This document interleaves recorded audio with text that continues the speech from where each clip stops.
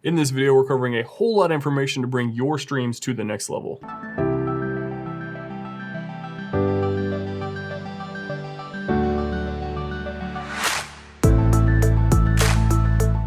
What's up guys, I'm Ryan Burris, this is Rytech Gaming, and in this video, we're covering 75 different streaming tips in under 10 minutes.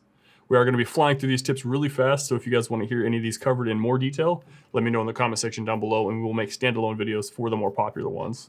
If you guys do find this video helpful in any way, and you should, because there's going to be a lot of information here, make sure you hit a like on the video. Think about subscribing if you haven't already. And if you do want to talk about any of these live, I do stream myself every Monday, Wednesday, and Friday. Link in the description down below for that, so come check me out on there. And let's go ahead and just jump right into the video. Let's add 10 minutes on the clock, add in some cinematic music to build some suspense, and let's get started with number 1. Having a cheap webcam is better than no webcam at all. Connect your computer to Ethernet rather than Wi-Fi because this will give you a more stable connection. Make a second account to test any new settings that you're messing with on your stream. That way you don't have to go live to all your viewers when you're just testing some stuff. Adding some good lights to your webcam can increase the quality of that webcam exponentially. Another way to increase the quality of your webcam is if you right-click the source, click Add Filters, and click Color Correction. You can adjust some settings in there to make your webcam look a whole lot nicer. Keep water nearby. You're gonna get thirsty if you're talking a lot, which you should be while you're streaming. Take some time to fix any audio or video issues for your stream. Having extra cameras will up your production value quite a bit for your streams. So you can add in something like a keyboard cam, different camera angles, and different views. Take some time out of your day to watch a bunch of other streamers, both small streamers and big streamers, to see what kind of things you can implement and how to improve your own content. Most broadcasting software has a auto config button. If you don't really know what settings to set, just go ahead and click this auto config and it'll give you some general settings to start with. Also, if you need help setting up, I made a video right here you guys can click on. There are many chatbots out there that can do some auto moderation for you. Watch back some of your old streams and be objective on your own content. Twitch Inspector and Rich Analyzer tools can help you kind of get an idea of what's going on with your stream while it's live. You can use a clapping technique to see if there's any sort of delay in your audio or video. If you do have a delay on either the video or the microphone, all you have to do is right click whichever one has the delay, go to filters, click on delay, and adjust the milliseconds until you get the timing correct. Find some unique spots to put your webcam. I usually have mine off to the left a little bit of me to kind of show off the whole setup. Getting a second set of eyes and ears on your stream really helps, and we do have a Discord set up for a bunch of different streamers. Link in the description down below. Good audio is one of the most important things, and it's what I try to recommend people to upgrade first. Something I recommend is an XLR microphone, whether that be a condenser or a dynamic mic, paired along with the Go XLR mixer. I can't recommend the Go XLR enough because you have individual channels to mess with all the audio on the fly while you're live. It's a lifesaver if you're streaming. You can group webcams and the webcam border together. That way you can move and resize everything a whole lot easier in your software.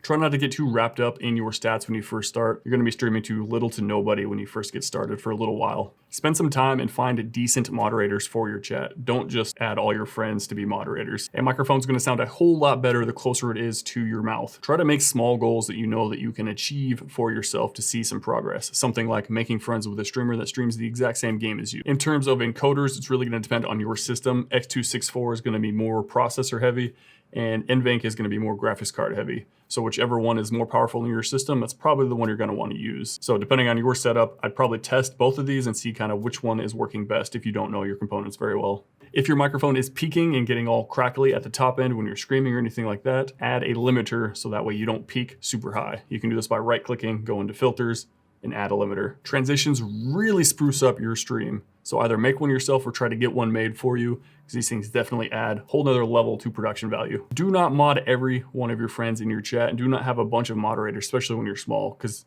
when new people come in, it's going to look like they're joining a group of people that they don't really belong to. If you have a lot of background noise, think about using RTX sound. I made a video about that right here if you guys want to click on that. Or you can right click, add filters, and add a noise gate filter to clean up any of that background noise you have going on. Game choice is huge. You want to pick a game that's not super saturated, that has 1,000 streamers always streaming it, but you also don't want to play a dead game that has no viewers attached to it. Two good websites to find out what kind of games would work well for you to stream are solelygnome.com and Twitch Strike. I'll have links for both of these in the description down below for you guys. These days, there are a bunch of different software to choose from: Streamlabs OBS, OBS Live, Stream Elements. Get a feel for each one and find the ones that you like and that you want to use. Each scene in your broadcasting software can have their own transitions. All you have to do is click the gear icon on slobs, go to connections, add connection, choose a start scene, pick the transition that you want, and pick the end scene. Find out ways to network the correct way. Don't just hop into people's streams saying, "Hey, I'm a streamer. Look at me. Follow me, please." Yeah. No one cares. Don't do this. Network the correct way. It makes a huge difference in growing, especially when you first start. Do not, and I repeat, do not do follow for follow. It just devalues all your content. Basically tells everyone that your content is not worth following on its own. Don't do this. Have more Twitch panels than just the donation panel. This looks like begging. Add some information about yourself. Sources are layer dependent in the software, so the ones you have on the top of the list are going to be sitting on top of the other ones. So in case you have any issues where you don't see something, it's probably because it's on a lower source and thus being covered up by something else. There are a bunch of different keyboard shortcuts in your broadcasting software of choice. Like for slobs, hold Alt, you can crop in a source. If you hold Control, it'll allow free movement where there's no snapping. And you can use the arrow keys to move things a lot more precisely. Be more unique with your going live posts. Don't just throw a link in because no one cares about just your link. Add something more unique. Have a little video that kind of describes something, a cool clip that's funny, keeps people engaged. Maybe talk about what you're going to be talking about on stream, what kind of games you're going to be playing, what kind of strats you're going to do in the game, anything. Just be more unique than just throwing your link everywhere. If you're having any sort of issues, try to use game capture as much as possible over display capture. You can use your free keyboard keys to set up scene changing macros by going into the hotkey section of slobs and adding the free button you have to switch scenes, essentially giving yourself a free stream deck. I made a video about that right here, actually, if you guys want to click on it. Twitch is not the only platform to be on. There's YouTube, there's Facebook, there's even Mixer. So get a feel, try to use out any of these when you first start and kind of figure out which one you want to be on. They all have their positives and negatives. If you are just starting out, Restream.io will allow you to stream to multiple platforms at the same time, magnifying your reach. Make sure you talk to everyone that hops into your chat. You don't want anyone to feel ignored, especially when you're first starting out. Your job is to create more connections with all the people in your chat and build your community. Also, talk when there's nobody else talking in your chat. So you want to have stories ready that you can just keep rambling on about even when no one's talking in your chat. All broadcasting software are fully customizable. So you can grab everything and kind of move them around to get a feel for exactly how you want it laid out. Keep yourself talking in the game. Think of yourself as your own narrator. So talk about why you're doing what you're doing in the game you're playing, the strats that you like or don't like.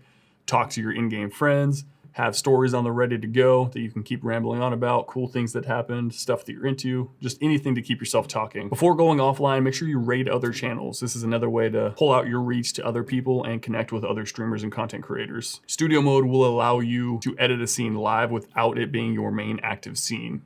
So in case you're going to switch over to a different scene and you want to adjust a few things before you do that, you can turn on studio mode, go over to that scene and kind of adjust some stuff and then go over. That way your people viewing your stream don't see you editing and messing around with that stuff. Make sure you have cool alerts for subs, donations, and all that stuff. Again, ups production value and just looks a whole lot nicer when you have some cool alerts. And it kind of incentivizes people to do the things you want them to do. It really helps to name your sources instead of just having them the default name. That way you kind of get what is what. Have a schedule and stick to it. That way people know when you're going to be live again and know when to come back to actually hang out with you again. These days you can get free overlays in so many different spots on the internet. Just do some research and find some good overlays. YouTube is a good resource to learn how to make your own alerts, transitions, and overlays, and even logos. So take some time to learn how to make all those and make your stream as unique as possible. Now, when it comes to green screen versus no green screen, it really comes down to what your background looks like. If you have an interesting background that shows off some personality, then definitely use that. It'll get people to ask more questions. However, if you are more cluttered or staring at a wall or anything uninteresting, then go ahead and use a green screen.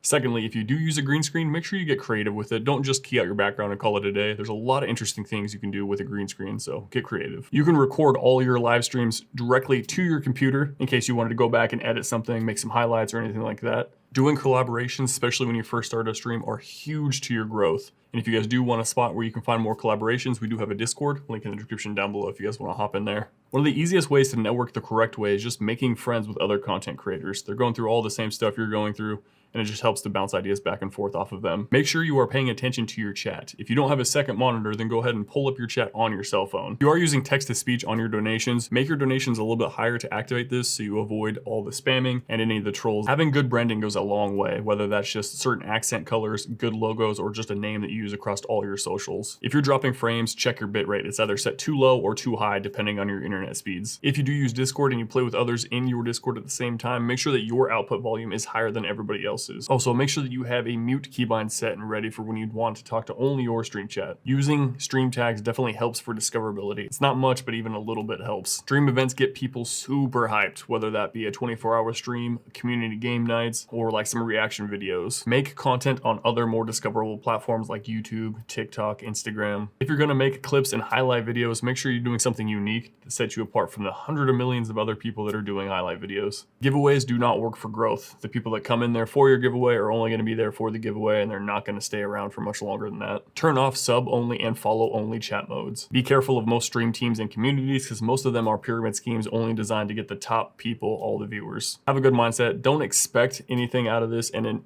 most importantly, just enjoy yourself while you're streaming. All right, guys, so that is all 75 Twitch tips. Let's go ahead and check the clock to see if we hit it in under 10 minutes, and we did, just barely. We did run through these really fast, and as I mentioned before, if you guys do want any of these topics to be covered in their own standalone video, let me know in the comment section down below. Or if you want to talk in more detail about any of these, you guys can hop into my live stream, as I do stream myself every Monday, Wednesday, and Friday on Twitch. Link in the description down below for that. Now, if you did find the video helpful, make sure you hit a like on the video. Think about subscribing if you want more content just like this. Should be new videos about every week. And then go ahead and click on some relevant content right here.